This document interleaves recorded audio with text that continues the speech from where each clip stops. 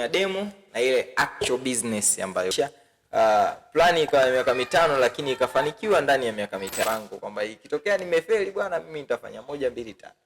Sio bwana, mimi sasa kila mkeka nitakuwa nafanya odds za 2 tu, odds ya 2 tu ndo nitakuwa nawe. Siku kodi inaisha, kodi ya nyumba sio 500,000 ile inaingia, papu imeingia ile 500,000.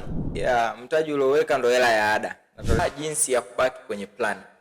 Kuban toxic mind kwenye biashara za wenzako. Wawe na skeleton ya kile ambacho anapaswa kufanya. Lifestyle, mambo zina changamoto. Kufeli kwa biashara pia kupo. Hauwezi ukagarantii kwenye maisha kwamba mimi lazima hii biashara inafanikiwa tu inafanikiwa. Uwe na uwezo wa kuhandle external pressures. Kuna biashara hii ya matikiti inazungumziwa sana. Ulikuwepo miogo, ulikuwa unakula unalala tu. Ingia, hela ina style yake ya kukaa, hela ina style yake ya kutoka. Hata ikitokea biashara ya kick almost for 3 years, 5 years, competition mentality. Unapaswa uwe na mentor kwenye kila kitu unachokifanya. Mambo vipi? Ni wakati mwingine tena tunaenda kuangalia au kujadili kidogo kuhusiana na podcast kadhaa ambazo tumepata kuziangalia zikivuma hizi siku ngapi hapa, miezi 4. Ni podcast nzuri zenye mafunzo, elimu, wamezungumza vizuri sana. Sasa podcast za Amri Sali amekuwa akifanya, moja amefanya na Magnetics, lakini kuna nyingine pia amefanya ambazo kiufupi na kiuhalisia sisi kama vijana au watu ambao tunafanya biashara ni nzuri sana ukizisikiliza kwenye engo ya biashara, ukiachana na engo ile ambayo sana walikuwa wanaibeza ambao ni forex trading. Hizi podcast mostly zilikuwa zinajaribu kuonyesha au zinazungumzia ni namna gani mtu anaweza akahandle vitu vingi sana, vitu ambavyo kiufupi vinahusiana na biashara, kiufupi vinahusiana na maisha ya uhalisia, kiufupi vinahusiana na namna gani tunaweza tukahandle emotions katika kufanya biashara ambazo tunakuwa tunafanya kama vijana. Mambo ambayo tutajaribu kuangalia mazuri ambayo wameyagusia sana na kwa uzuri sana kwenye podcast hizi au ambayo tunaweza tukajifunza. Moja ni namna ya kuheshimu pesa. Namna ya kuheshimu pesa. Kwenye podcast hizo wamezungumza vizuri au wametufundisha sana ni namna gani tunaweza tukaheshimu pesa katika kufanya shughuli zetu au katika kufanya maisha yetu yale ya kawaida. Lakini kitu kingine ambacho wamejaribu kuzungumzia ni namna ya kuhandle external pressure katika maamuzi ya biashara, katika maamuzi ya kuhandle pesa. Lakini pia jinsi ya kubaki kwenye plan. Jinsi ya kubaki kwenye plan ni kitu ambacho pia tutakiangalia. Namna gani kubaki kwenye plan kunaweza kukawa na effect au kukawa na faida katika masuala ya biashara. Lakini namna gani ya kuhandle pesa baada sasa ya kuwa umeipata. Namna gani ya kuhandle pesa baada ya kuwa umeipata. Lakini ni namna gani ambayo unaweza ukaitumia katika biashara na wapinzani wako kibiashara au watu ambao mnafanya nao biashara inafanana, kutokuban toxic mind kwenye biashara za wenzako.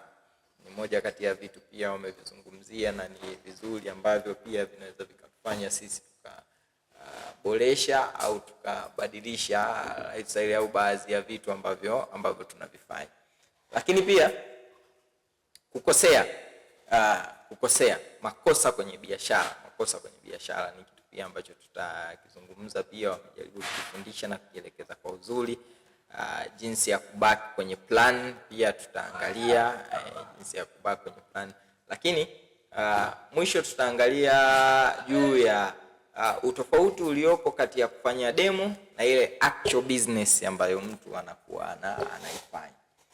Utofauti kati ya kufanya demo na ile actual business ambayo mtu anakuwa anaifanya. Kitu cha kwanza ambacho tutaangalia ni namna ya kuwa na plan au muhimu wa kuwa na plan katika biashara. Ukisikiliza vizuri mafunzo ya wajamaa wawili au wakati wanaelezea namna gani wamezilan business zao au namna gani wamefikia kwenye mafanikio, kitu cha kwanza na kikubwa ambacho wamezungumza juu ya kubaki kwenye plan, kwamba kwa biashara yoyote ile ambayo mtu unakuwa unawaza kuifanya, kwa kitu ambacho mtu anakuwa anawaza kufanya kwa leo, anapaswa awe na skeleton ya kile ambacho anapaswa kufanya, kwamba skeleton inatakiwa iwepo ya kujua kwamba ninaanzia hapa lakini ninatakiwa niishie sehemu fulani. Leo ni 2026 lakini skeleton yako au plani yako inakutaka wewe baada ya muda gani uwe umebadilisha namna unavyofanya biashara, uwe umebadilisha namna unavyoishi, uwe umebadilisha namna gani unaingiza kipato, au kipato chako kinatakiwa kibadilike ndani ya muda gani. Skeleton ya biashara inapaswa kuwa inaweza ikawa ya muda mrefu, ndio inakuwa lengo kuu zaidi, yani kunapaswa kuwe na lile lengo ambalo ni kuu zaidi, alafu malengo mengine yote yanakuwepo kwa ajili ya kusapoti lile wazo kuu. Mfano mtu unaweza ukaweka skeleton yako ya biashara kwamba mimi labda baada ya miaka 5 au baada ya miaka 3 ninatakiwa niwe nimemiliki kitu fulani na kitu fulani kwenye biashara yangu, kulingana na biashara yako jinsi inavyoenda. Au kwenye maisha yako private, baada ya miaka 5 niwe nimemiliki 1 na 2 na 3, au plani yangu mimi nijenge baada ya miaka 5. Hiyo ndo plani kubwa. Hizi plani nyingine ndogo ndogo zinazokuwemo, labda plani za mwezi, plani za mwaka mmoja, plani za miezi miwili, zinakuwepo kwa ajili ya kusapoti lile lengo kuu ambalo wewe unakuwa umeliweka. Kwa hiyo kwenye podcast hizi ukizisikiliza vizuri, utaona wote wanajaribu kuelezea kwamba katika success zao zote ambazo wanazo au mafanikio ambayo tunaweza kuyaona kwao kwa sasa, yote ni kwa sababu kulikuwa na plans, kwamba wanajaribu kushauri mtu usifanye kitu pasipokuwa na plan. Lazima uwe na skeleton ya kile ambacho unataka kukifanya, kwamba najua kabisa nitatokea hapa, ninaenda hapa, lakini baada ya miaka 5 nijione sehemu fulani. Baada ya miaka 5 kunatakiwa kuwe na mabadiliko ni ambayo yanakuwa visible, mabadiliko ambayo ninakuwa nayaona, sio yale ya kushtukiza kwamba inakuwa surprise. Linatokea badiliko na wewe mwenyewe unashangaa. Hayo huwa yanakuja, lakini skeleton inabaki kuwa ndani ya plan. Ni rahisi kuwa na plan ya miaka 5 kulingana na wao wanavyoelekeza, wanavyoendelea kutufundisha. Plani ikawa ya miaka 5 lakini ikafanikiwa ndani ya miaka 3. Ikafanikiwa ndani ya miaka 3 kabla ya kufikia ile 5. Sio kosa, lakini ni muhimu kuwa na ile plan ambayo inashikilia au plan ambayo inaongoza utaratibu wa biashara yako. Kwenye execute plans, namna gani unatimiza zile plans, kuna namna unapaswa kubaki kwenye plan no matter what, kwamba changamoto zipo humu katikati. Inaweza ikawa changamoto ya capital, inaweza ikawa changamoto labda ya wateja, inaweza ikawa changamoto ya lifestyle, mambo ya kifamilia, yanaweza yakasababisha kwenye kuitekeleza ile plan au mipango uliokuwa umeiweka ikawa kidogo kukawepo na changamoto. Sasa katika kutengeneza, katika kuexecute, unapaswa uhakikishe unabaki kwenye plan no matter what, kwamba pamoja na yote yale, pamoja na vyote ambavyo vinaweza labda vikawa vinatokea au vinaonekana katika zile namna ya kutimiza zile mipango yako au malengo yako, unatakiwa tu uhakikishe kwamba unabaki kwenye plan no matter what, kwamba plani yangu ni baada ya miaka 3. Plani yangu ni baada ya miaka 3. Hakutakiwi kuwepo na kitu hapa kati kikakusababisha ukabadilisha namna ya kufanya plans zako.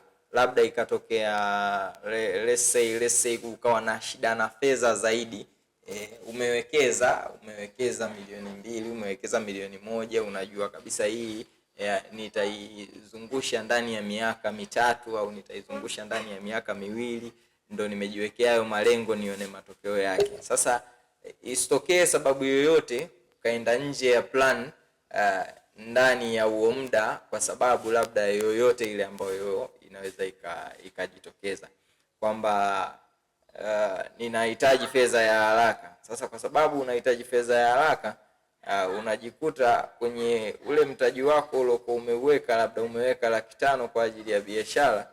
Sasa kwenye ile 500,000 unabadilisha plan, unasema sasa mimi biashara yangu nitaifanya kwa 300,000, hii 200,000 ngoja nimalize hichi kitu.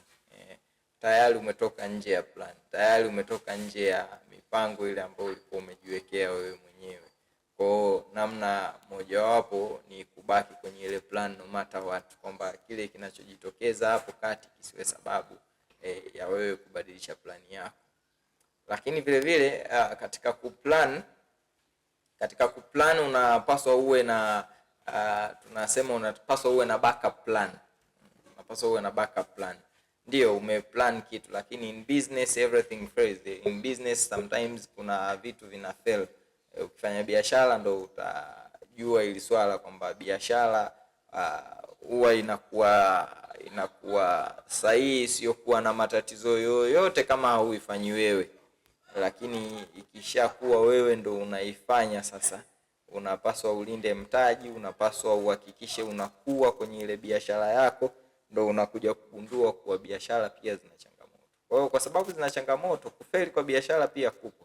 Hauwezi ukagarantii kwenye maisha kwamba mimi lazima hii biashara inafanikiwa tu inafanikiwa. Failure zipo, kupitia vipindi ambavyo huingizi chochote, vipindi ambapo jamii haioni kama wewe upati faida, lakini wewe unajua kabisa kwamba mimi katika hiki ninachokifanya sipati faida yoyote. Kwa hivyo vipindi vipo. Kwa sababu vipo, unapaswa uwe na backup plan. Tunasema unatakiwa ujitahidi sana katika vile katika ile plan uliyoifanya, unapaswa uwe na backup plan, kwamba ikitokea sio vizuri wala sio sahihi kuanza biashara tayari umetengeneza malengo au umeweka mipango kwamba ikitokea nimefeli bwana mimi nitafanya 1 2 3. Sio vizuri kuweka hizo plan za kufeli, lakini ni muhimu kujiandaa kisaikolojia. Ni muhimu kuandaa zile backup plan kwamba in case ikatokea labda mtaji umeenda wote, lakini umeshindwa kurudi, utafanya nini? Ukiwa na backup plan inasaidia psychologically na inajenga minds ziwe strong, na pia kuhandle zile pressure za biashara inakuwa ni rahisi sana kuzihandle. Lakini kitu kingine tutazungumzia juu ya external pressure kwenye biashara. Biashara ina pressure nyingi sana. Ili uweze ku-execute plan na ubaki kwenye plan, cha kwanza unatakiwa uwe na uwezo wa kuhandle external pressures. External pressures ni moja kati ya changamoto kubwa sana inayozikumba biashara nyingi za vijana au biashara nyingi za watu ambao ndio wanaanza biashara. Unapokuwa kwenye biashara then kwa namna moja ama nyingine, sisi kama watu ambao bado tunafanya biashara au tunaanza kuzifanya hizi biashara, zile pressure za nje ni nyingi sana bado zinatupata, au ni nyingi sana bado zinatu disturb. Nitolee mfano rahisi. Unaweza ukawa unafanya biashara, umeweka mtaji, lakini mwisho wa siku kodi inaisha. Kodi ya nyumba, sio kodi tena ya huko kwenye biashara, kodi ya unapokaa inaisha. Hiyo tayari ni external pressure. Unajikuta itabidi kwenye ile 500,000 uliowekeza kwenye biashara yako sasa uitoe, upunguze 200,000 umtulize kwanza mwenye nyumba ili uendelee kuishi. Sasa hiyo tayari unakuwa external pressure imekufanya umetoka kwenye plan. Plan yako ilikuwa ni kutumia 500,000 kama mtaji kwenye biashara yako, lakini tayari umepunguza 200,000, umebaki na 300,000 kwa sababu ya zile external pressure. Unaweza ukajikuta simu imeita ya ndugu kwamba bwana mimi nina shida 1 2 3. zile external pressures na kusababisha wewe unaingilia utaratibu wa biashara yako. Kwa hiyo namna ya kuhandle external pressure ni moja kati ya kitu ambacho kitakusaidia sana katika kurun biashara au inaweza kusaidia katika kurun project zako au plans zako usiende nje ya plans, kama utakuwa na uwezo wa kudhibiti zile external pressures.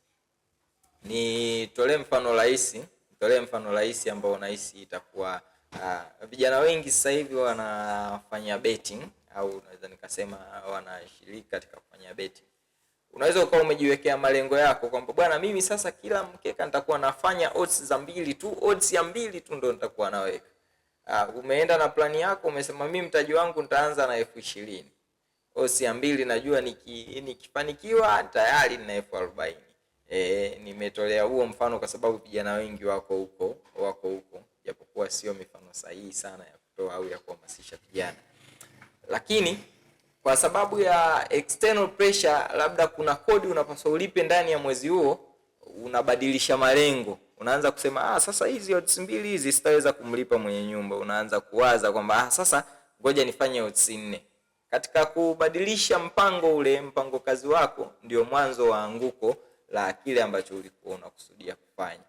Kwamba sasa umetoka kwenye 2 umeamua uende kwenye 4, tayari ni nje ya malengo ambayo ulikuwa umejiwekea mwanzo, na kilichosababisha ubadilishe utaratibu wako ni zile external pressure za nje. Kodi unadaiwa, ndugu amepiga simu inabidi utume hela ya ghafla, unaanza kufanya nje ya malengo yako, sasa nje ya mipango yako.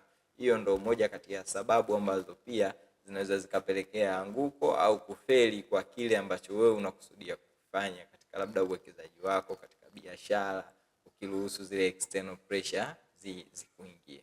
Kwa hiyo ukisikiliza hizi podcast za Mrisari 2 zilizopita, utagundua kuwa hawa jamaa wote wanaongelea mafanikio yao kwa sababu waliweza kuhandle zile external pressure.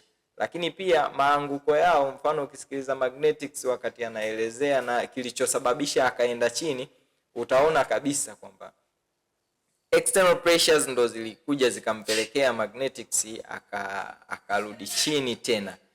Kile kiasi alichokuwa anaingiza akashindwa kukiingiza, uwezo wa kugenerate na kile ukawa mdogo, psychologically akawa kidogo hayuko fit. Unaona kabisa naye akabadilisha plans zake, baada ya kuexecute plans alizokuwa nazo tangu awali, ile mipango yake akaanza kuiongeza ili aongeze kiwango kikubwa kwa sababu ya zile external pressures alizokuwa anazipata. Kwa hiyo moja kati ya vitu tena ambavyo vinaweza vikasaidia katika ukuaji wa biashara ni kuhandle external pressures. Pia tunapaswa tujue utofauti wa demo na the actual business. Ujue utofauti wa demo na the actual business.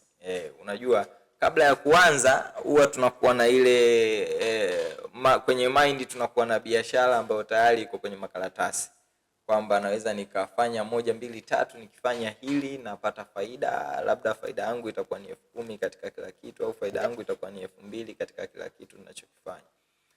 Sasa utofauti wa ile tunafanya kwenye makaratasi na the actual, unatakiwa pia huo umejiandaa na hicho kitu. Nitolee mfano, kuna biashara hii ya matikiti inazungumziwa sana, watu wakiwa wanaitolea mifano. Kwamba labda nikiuza tikiti kimoja hata 1,000, 2,000, nikauza matikiti sijui anatoa eka moja inatoa ngapi. Sasa zile huwa ni execution za kwenye karatasi, unakuwa umeshazifanya, umeziweka kwenye ubongo. Tunatakiwa tujue kwamba kuna utofauti mkubwa sana kati ya zile hesabu zinazofanyika kwenye makaratasi na zile hesabu ambapo tayari umeweka fedha. Mfano, kama umewahi kucheza game, kuna mahala ukiweka demo, lile game unaweza ukawa wewe ndo unashinda tu kwa sababu ile tayari ni demo. Labda game linahusisha fedha, ukicheza unapata fedha, unajikuta wewe unakuwa unashinda kwa sababu ni demo. Lakini ukiweka game sasa lenyewe uanze kucheza, actual sasa ile unacheza sasa, au unafanya kitu sasa kwa ajili ya kupata fedha, utakuja kugundua 1% kubwa huwa maanguko ni mengi. utofauti wa kupata unakuwa mkubwa sana, tofauti na vile ambavyo ulikuwa unafanya ile demo. Kwa hiyo ukitambua hii kitu pia kwenye biashara itakusaidia kwamba huku kwa ground huku ni tofauti sana na ile mind ya kwenye ubongo kwamba nitafanya hivi nitafanya hivi. Nini kinasababisha? Ni ile sasa ulikuwa unafanya demo hujaweka hela halisi. Sasa leo umechukua milioni umeiweka kweli kwenye hiyo biashara. Hapo ndipo huwa mabadiliko yanaanza kutokea, ndo uhalisia sasa unaanza kuonekana wa namna ya kuhandle biashara. Kwa nini? Tayari umeweka hela yako. Adrenaline inabadilika tena, maamuzi yanabadilika. Kama ulikuwa umepanga sasa mimi nitakuwa naweka milioni, unaanza kujiuliza hivi milioni vipi ikipotea yote? Kuna hayo maswali wewe yanakuja. Unaanza kusema hebu nisiweke milioni, niweke 500,000 nione kwanza. Tayari umeenda nje ya mpango. Kwa hiyo unapaswa ujue ile plani yako inatakiwa pia iendelee kubaki ile plani yako hata kwenye ile actual yenyewe. Inapaswa iendelee kubaki kuwa plani yako. Mwanadamu tumeumbwa hivyo. Ukishika hela maamuzi huwa yanabadilika. Yaani unapoishika hela maamuzi yote huwa yanabadilika ya maisha. Kuna wakati kwenye maisha ulikuwa unaweza kabisa kula ugali maharage vizuri kabisa, unaenda ugali maharage unapita na unashiba, unakunywa na maji, unaenda kulala. Lakini inakuja inatokea kipindi ukishika hela ugali maharage huo unakuwa kabisa ni mgumu sana. Nitolee mfano maisha ya wanachuo wakati tunasoma tunapokea lile boom.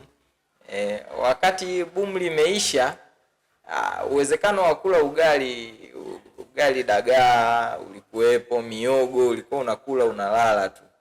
Natoa mfano rahisi ambao wengi wanaweza wakawa wameupitia. Miogo unakula unalala tu vizuri.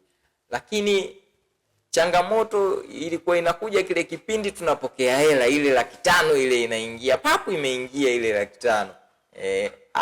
Hapo ndipo unaanza kuona huna appetite na ugali. Bila mshikaki unaona kabisa ugali hauwezi ukaenda vizuri. Yani chips unaona ndo kama inapita hivi kwenye kolomeo. Kila chips bila soda unaona kama vile yani chakula kinataka kukukaba. Ni mifano ambayo ninaiweka kuonyesha kuwa mtu akishika fedha na pale ambapo alikuwa hajaanza sasa kuitumia fedha, mipango huwa ni miwili tofauti. Kwa hiyo unatakiwa tu uelewe kwamba hizi external pressures kama tulizozungumzia, plan yako inatakiwa ibaki vile vile hata wakati ambapo una execute jambo halisi. Wakati una execute jambo halisi. Kitu kingine ni kuwa disrespect yoyote ya hela, namna yoyote ile ya kutokuiheshimu hela kunaweza kukapelekea anguko. Hawa jamaa wameelezea vizuri. Msikiza Magnetics wakati anasema kuna wakati alikuja kufuatilia akaunti yake ya benki, kuna mzunguko wa almost 1.7 billion. Sasa ukizungumzia hiyo ni hela nyingi sana kwa kijana wa umri wa miaka 21, ni hela nyingi sana. Lazima kidogo inakuyumbisha kwenye ubongo. Lazima kidogo inaweza ikasababisha maamuzi yako wakati mwingine yasiwe sahihi kwa sababu vile vile ya umri na nini. Kwa hiyo namna yoyote ile ya kudisrespect hela, jamaa kaelezea kwamba hela ina namna yake ya kuingia, hela ina staili yake ya kukaa, hela ina staili yake ya kutoka. Kwa hiyo unapoishika, labda umeanza biashara kwa namna moja ama nyingine ukafanikiwa na 1 na 2 na 3, ukaanza kuiona hela kama ni kitu cha kawaida. Hela ina tabia yake, inatafuta njia ya kuondoka na itaondoka, unaikuta haipo kabisa na uione. Lakini ina tabia yake vile vile ya kukaa kama unaiheshimu, inakaa inatulia kwamba hii hapa sasa hapa kweli ninaheshimu. Unaiheshimu vipi? Namna gani lifestyle yako imekaa? Lifestyle haitakiwi kutofautiana sana na kwa ghafla na ile lifestyle ulikuwa unaishi mwanzo. Unajua kuna yale mabadiliko ya ghafla sana. Ulikuwa umepanga chumba cha 20,000 lakini ghafla tu umeenda kupanga chumba cha 500,000. Hiyo interval ni kubwa sana, kutoka 20,000 kwenda 500,000. Hizo intervals zinakuwa kubwa sana. Lazima kunakuwa na mabadiliko ambayo ni fedha ndio imekufanya umefanya hayo mabadiliko ya ghafla. Mabadiliko yanapaswa kuwa kwa stages. Kwa stages. Watu hawatakiwi kuishi kwa shida, watu hawatakiwi kuishi kwenye mazingira ambayo sio mazuri, tunaweza tukasema. lakini mabadiliko yanatakiwa yawe na stages, yakizingatia plan ya biashara, yakizingatia utaratibu ambao umejiwekea ili kuweza kubaki kwenye lile lengo kuu ambalo wewe unalo kichwani mwako. Ni vitu ambavyo pia vinatakiwa kubaki.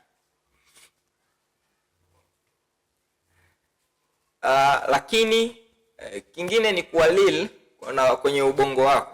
Unapaswa uwe real kwenye maamuzi na kuambia ukweli ubongo wako. Unajua tuna uwezo wa kudanganya watu wengine, lakini kujidanganya sisi wenyewe wakati mwingine ndio unaweza ukaamua kujidanganya wewe binafsi, lakini tunasema ni rahisi kugundua kwamba hapa ninajidanganya. Unatakiwa uwe mkweli. Mfano ni unataka kufanya biashara fulani, umeisikia inafanya vizuri, lakini ukiangalia kwa tabia zako, kwa nature ya maisha yako, jinsi ulivyo, huwezi kuifanya ile biashara. Labda ile biashara inahitaji uwe na muda, upunguze muda wa kulala, upunguze muda wa kupiga labda story na watu, upunguze labda muda wa kufanya michezo. Kujijua kaliba yako kwamba wewe ni mtu wa aina gani unaweza kukasaidia sana katika ufanisi wa biashara au ufanisi wa project yoyote ile ambayo unaifanya. Kwa sababu ukishajijua kaliba yako, labda upendi sana kuwa katikati ya watu, afu biashara au project unatakayoifanya inakutaka uwe karibu na watu. Mara nyingi wewe umezunguka na watu, na wakati unajua kabisa kaliba yako sio ya namna hiyo, maana yake unatapaswa ujiambie ukweli tu kwamba mimi hiki kitu siwezi kufanya. Hii project siwezi kufanya. Project inataka muda mwingi wa kwako, uwe kwa ajili ya hiyo project, na unaona kabisa una mambo mengi yanakubana kwa ajili ya hiyo project.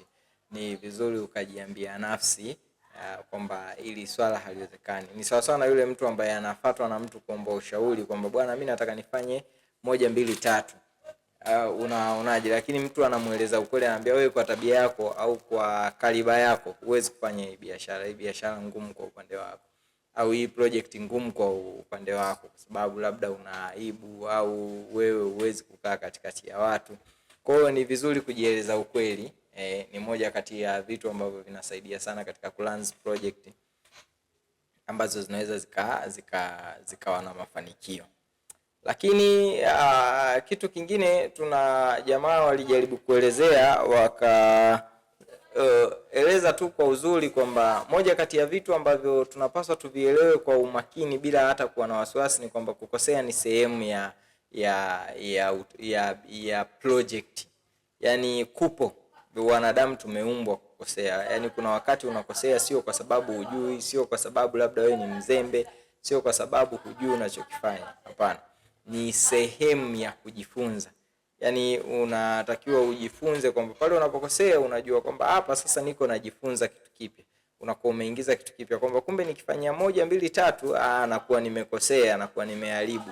Unatakiwa uchukulie hizo failure au kukosea ukuchukulie kama swala la kujifunza upya. Swala la kujifunza upya, sio swala la kufeli. Ukichukulia kukosea kama kufeli, ndio huwa mwanzo wa anguko wa shughuli nyingi au project nyingi. Lakini utakapokuwa umechukulia kukosea kama swala la kawaida, hiyo wanajaribu kueleza kwamba hapo ndipo unakuwa unajifunza na unafanya vitu kwa ukubwa sana. Na unafanya vitu kwa ukubwa sana kwa sababu tayari umejifunza. Kingine kikubwa ni kwamba capital inapaswa isiwe na consequences nyingi. Yani ule mtaji ambao wewe unauwaza kuutumia, hakikisha kwamba hauna consequences nyingi. Yani unakuta mtaji ulioweka ndo hela ya ada. Natolea mfano kwa wanafunzi. Unataka ufanye biashara, wewe ni mwanafunzi. Lakini una mtaji ambao unafanyia biashara umechukua hela ya ada. Hapo tayari mtaji wako na consequences nyingi. Yani unakuwa na mawazo mengi na huo mtaji. Yani unakuwa unawaza hivi vipi ada isiporudi, au vipi nikikawia kuzungusha hii hela mpaka muda wa kulipa ada ukaisha. Hapo ufanisi kwenye kufanya project au ufanisi kwenye kufanya biashara inakuwa ngumu sana kwa sababu ya zile consequences zilizopo kwenye hela. Au unakuta umechukua hela ya kodi ndio umesema sasa hii ngoja nifanyie biashara ili mwisho wa mwezi tu hapa nampatia tayari umeipatia capital tayari na consequences. Mwisho wa siku utaishi kwenye pressure. Ukishaishi kwenye pressure, zile external pressures zita affect namna gani wewe unafanya biashara yako au namna gani wewe una accomplish zile project ambazo unakuwa umezipanga. Kwa hiyo moja kati ya vitu vya msingi sana ni kuhakikisha ile capital, unakuwa na capital ambayo haikutesi akilini, kwamba unajua sio kwamba baada ya mwezi nitaanza kuulizwa au baada ya miezi 6 nitaanza kujiuliza hii hela naitoa wapi, sijui nafanyaje. Hapana, unapaswa uwe na capital ambayo hata ikitokea biashara haija kick almost for 3 years 5 years bado haupati stress kwamba nairudishaje ile fedha. Yani inakuwa ni fedha ambayo uliiweka kwa ajili ya hicho kitu. Capital inapaswa iwe huru kabisa. Yani unajua kabisa hii 100,000 niliitenga kwa ajili ya hii kazi. Hata ikitokea hiyo 100,000 ikaenda kwa sababu ya consequences za biashara na mambo mengi yanayojitokeza kwenye biashara, isikuaffect wewe psychologically na wala zisikuletee zile external pressure kwamba nimetumia hela ya kitu fulani. Capital inapaswa iwe huru. Capital inapokuwa huru inakufanya na wewe unakuwa huru katika kuamua. Competition mentality. Watu wengi hasa sisi ambao tunazianza biashara au sisi ambao tunafanya biashara ambazo tunaweza tukasema bado hazijakomaa, wengi wetu tunaingia kwenye biashara kwa maana ya tunakuwa na competitive mind kwamba fulani anafanya hii biashara, mimi ngoja nikafanye sasa, nifanye zaidi yake. Hiyo competitive mind sio mbaya kujiwekea malengo ya kufanya kwa ukubwa. Lakini ukisikiliza podcast hizi ukajifunza, utagundua ya kwamba competitive mind zimefanya wengi wamestuck kwenye zile ideas wanazofanya, wamestuck kwenye namna ambavyo wanaweza wakagrow. Yani wamejilimit namna ya kugrow kwa sababu wamefocus na watu waliowakuta kwenye game, kwamba nimemkuta fulani kwenye game, natakiwa nimdondoshe either kwa compete naye nifanye vizuri kumliko yeye, nimdondoshe afanye yeye. Hizo tunasema baadaye zinapelekea watu wana ban toxic mind kwenye biashara za wenzao. Ni vitu ambavyo pia vina affect project, lakini vile vile zina affect biashara, kwamba unapokuwa na wazo la biashara upaswi kuban toxic mind kwenye biashara ya mwenzio, kwamba bwana kuna ili ufanye vizuri inabidi uiseme vibaya biashara ya mwenzio, au wateja wa mwenzio uende sasa uhangaike nao kwa lugha ambayo wataona kule sio sahihi, kwako ndio sahihi. Mwisho wa siku tunajilimit, tunajikuta tumebase kwenye wateja wale, hatufungui soko. Kwa hiyo mwisho wa siku unajikuta competitive mind imekupelekea tu haujafanya kwa ukubwa. Kumbe ungekuja na idea ya kutokucompete, ungefanya kwa ukubwa zaidi, tofauti na vile ambavyo umekuja na competitive mind. Unajilimit mawazo, utanui ubongo, unakuwa unafanya kama mwenzio anavyofanya, na wakati ulikuwa na uwezo wa kuboresha. Kitu cha mwisho kikubwa ambacho podcast hizi nimefanikiwa kujifunza sana au nimefanikiwa kuelewa sana, unapaswa uwe na mentor kwenye kila kitu unachokifanya. Hakuna kitu kipya ambacho unaweza ukasema mimi nimekuja na hiki kitu ni kipya kabisa. Hakuna mtu mwingine anayefanya kitu cha namna hii. Vitu vingi ambavyo tunavifanya au project nyingi, biashara nyingi ambazo tunazifanya na ambao tunashauriwa sisi ambao bado tunafanya vitu kwa udogo, tufanye vitu ambavyo tayari vipo, sio kuanza kitu kipya. Ni ngumu sana kuanza kitu kipya afu ukawa recognized mapema. Hapo inabidi unakuwa mvumilivu. Inawezekana, sio kwamba haiwezekani, ila ni uvumilivu. Unaweza kuvumilia miaka 5, unaweza kuvumilia miaka 6. Hizo ndo project mpya zina kick mpaka unaenda inaonekana kweli huyu amefanya project mpya na imeonekana na imeenda. Kwa hiyo kitu cha msingi ni kuwa na mentor kwenye kila kitu unachokifanya. Having a mentor inasaidia katika maamuzi, matumizi na vile vile hata namna ya kulan zile project ambazo tunazifanya. Unakuwa na mtu ambaye unaweza ukasema bwana, hapa nina 1 2 3 nifanyeje, kwa sababu labda ya uzoefu wake kwenye hilo swala, kwa sababu ya uzoefu wake kwenye hivyo vitu, anaweza kuambia sasa hapana, hii uwezo ukafanya kwa hiyo hela, labda hela yako ndogo sana uwezo ukafanya. Sasa sikia, anza na hiki na hiki na hiki na hiki, kitakusaidia. Kwa kuwa na mentor ni muhimu sana kwenye project yoyote au kwenye biashara ambazo mtu unaweza ukawa unataka kuanza. Starting from nowhere, yani huna mentor, huna wakushauri, huna uliyemwangalia, inakuwa ngumu sana kwenye biashara. Wanashauri ni vizuri kujifunza kwa watu ambao tayari wamefanya hivyo vitu, kwa sababu sisi hatujafanya vitu vipya. Sio kwamba umekuja na project ambayo haijawahi kabisa kufanyika. Japokuwa zipo, sio kwamba project zote zimeishafanyika. Zipo project ambazo hazijawahi kufanyika, lakini ugumu wake ni ile namna gani unaweza kuvumilia ile project mpaka ikakick. Sasa ndio hiyo sasa tunasema wengi sisi vijana sio wavumilivu. Tunataka mwaka mmoja, miwili, mitatu tuone mafanikio. Tuone mafanikio, na ukizingatia tuko kwenye dunia ambayo inapiga kelele. 1, 2, 3 umeenda mtandaoni umeona mtu amefanya mwaka mmoja tu labda amenunua gari, amejenga, zina to disturb. Kwa wengi tunapenda mafanikio ya hivyo. Sasa project mpya zinahitaji muda. Una uwezo wa kuvumilia miaka 10 ili uione project yako imeenda. Kwa wengi tunajikuta kwenye project ambazo zilishafanywa na watu wengine. Sisi tunaingia kama sehemu ya hizo project, tufanye kama wenzetu walivyofanya. Kwa hiyo kuwa na mentor ni swala la msingi. Kuwa na mtu wa kumuuliza, mtu wa kukuguide ni swala la msingi katika kufanya project yoyote ile ambayo tunasema ni ya biashara. Kwa hiyo kwa hayo na mengine, ukiendelea kuziangalia hizo podcast utaona jinsi ambavyo vitu vingi sana watu wameendelea kuelezea, vitu vingi ambavyo watu wanaendelea kufundisha kuhusiana na mambo yanayohusiana na biashara au project ambazo zinafanania au zinaelekea kwenye mafanikio ya kijana yoyote. Tutaendelea kujifunza zaidi, tutakuwa tunafanya podcast nyingi za mafunzo, kujifunza hivyo taratibu mpaka pale ambapo tutaona tunajaribu kuelimisha au kuinspire basi hata kundi dogo. Linaweza lisiwe kundi kubwa, ila hata kundi dogo tuone kwamba limeelewa na tukaenda kwenye mstari sahihi wa kufanya